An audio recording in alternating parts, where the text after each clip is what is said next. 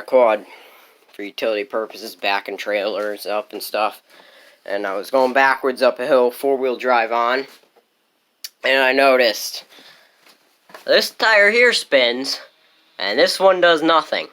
Now, this quad has had a problem for a while, where the diff right there, I'll turn my flash on, that front diff, as you can see the puddle there, leaks diff fluid like crazy. So I bought a seal kit to replace that.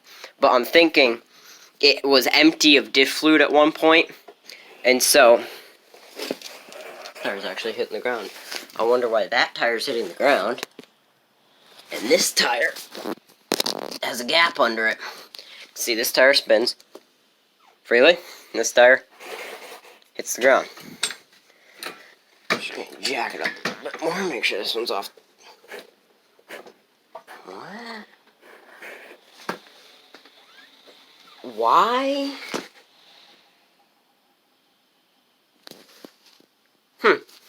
I'm gonna have to figure out why that shock drops down more than that one. If you look across the front of it, you can see that where the bottom of the A-arm hits the turning, I forget the name of it right now.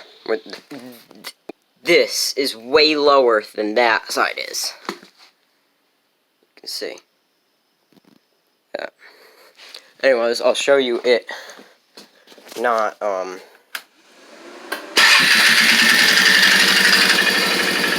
see, I'll rev it up, that tire spin, this one does nothing. But then if you come to this side, give it gas, this tire spins, and that one doesn't do anything. So I don't understand. I'm thinking I stripped off the spline for the